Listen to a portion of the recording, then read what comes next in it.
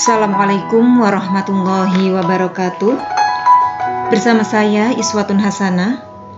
Kali ini kita akan melanjutkan pembahasan materi tentang Semua Bersih Hidup Jadi Nyaman Part 2. Untuk selanjutnya adalah pembahasan tentang darah perempuan.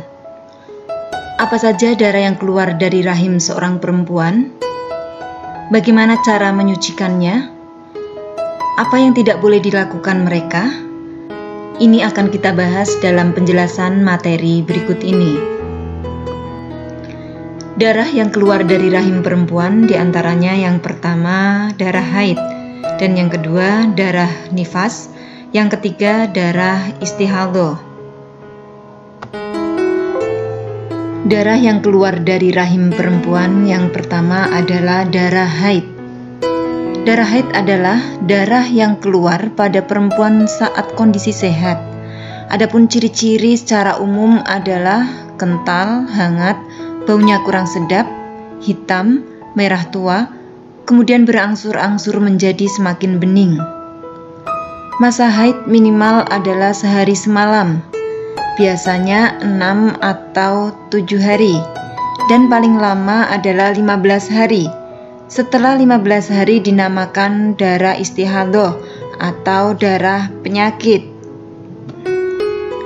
Perempuan yang sedang haid tidak boleh melaksanakan sholat, puasa, membaca dan menyentuh atau memegang Al-Quran, tawaf, berdiam diri di masjid, berhubungan suami istri, dan cerai dari suami.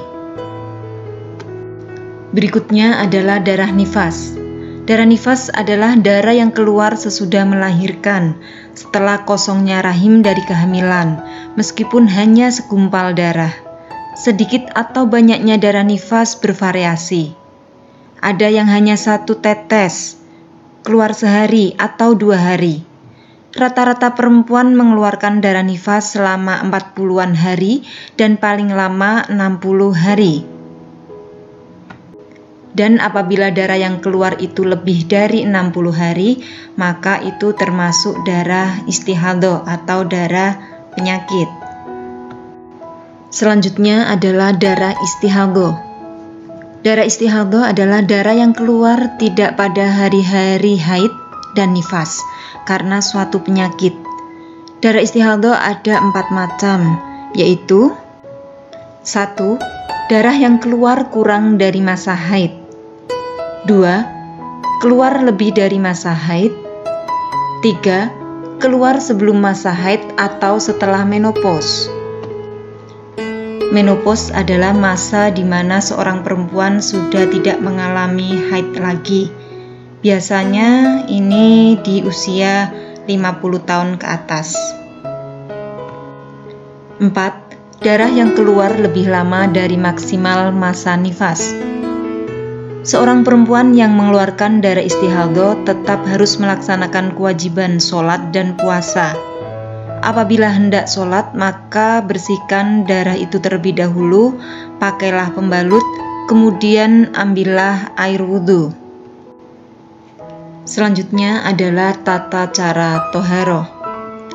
Tata cara toharoh dari hadas meliputi mandi wajib, wudhu, dan tayamum. Adapun sarana yang dapat digunakan untuk toharoh yakni air, debu, dan batu. Air yang bisa digunakan untuk bersuci antara lain adalah air sumur, air sungai, air hujan, air laut, air danau, air embun, air salju, dan sebagainya. 1. Mandi wajib. Mandi wajib adalah mandi untuk menghilangkan hadas besar. Sering disebut juga mandi janabat atau mandi junub. Cara mandi wajib. 1. Niat mandi untuk menghilangkan hadas besar. Niatnya adalah Bismillahirrahmanirrahim. Nawaitul ghusla li raf'il hadasil akbari fardhul lillahi ta'ala.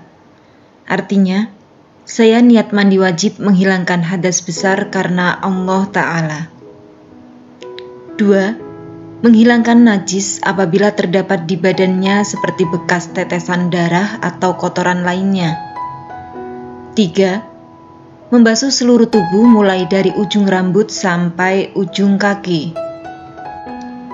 Adapun sunnah-sunnah mandi besar adalah membaca basmalah, mencuci kedua tangan sebelum dimasukkan ke dalam bejana atau kulah, berwudu terlebih dahulu, mendahulukan yang kanan dari yang kiri, menggosok tubuh, dan lain-lain. Macam-macam toharo yang kedua yaitu wudu. Wudu adalah cara bersuci untuk menghilangkan hadas kecil. Adapun tata cara berwudu adalah yang pertama niat. Bismillahirrahmanirrahim. Nawaitul wudu'a li raf'il hadasil asghari fardhul lillahi ta'ala. Artinya, saya niat wudu menghilangkan hadas kecil karena Allah Ta'ala. 2. Disunahkan mencuci kedua telapak tangan, berkumur-kumur, dan membersihkan lubang hidung. 3. Membasuh muka. 4. Membasuh kedua tangan sampai siku. 5. Mengusap kepala. 6. Disunahkan membasuh telinga. 7. Membasuh kaki sampai mata kaki. 8. Tertib, dilakukan secara berurutan. 9. Disunahkan berdoa sesudah berwudu. Macam-macam toharo yang ketiga yaitu tayamum. Tayamum adalah bersuci menggunakan debu yang suci sebagai pengganti wudu atau mandi. Hikmah toharo. 1. Orang yang hidup bersih akan terhindar dari segala macam penyakit karena kebanyakan sumber penyakit berasal dari kuman dan kotoran.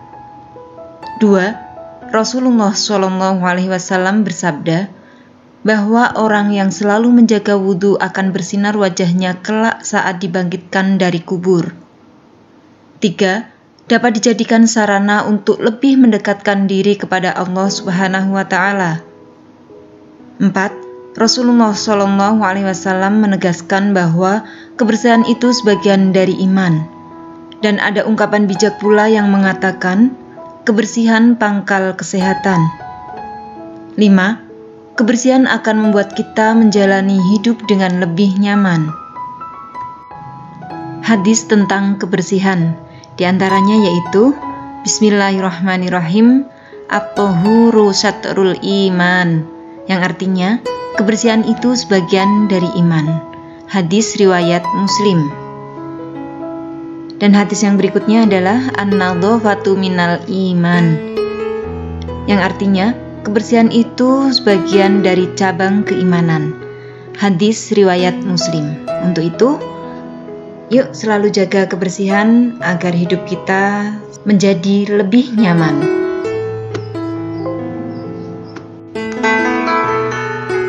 Demikian tadi pembahasan materi tentang toharoh. Semua bersih, hidup jadi nyaman. Setelah memahami seluruh penjelasan materi, diharapkan peserta didik dapat mempraktekkan pembiasaan pola hidup bersih dalam kehidupan sehari-hari. Terima kasih. Kita cukupkan pertemuan kita pada kesempatan kali ini. Akhirul kalam, wallahul muwaffiq ila aqwamit thoriq. Wassalamualaikum warahmatullahi wabarakatuh.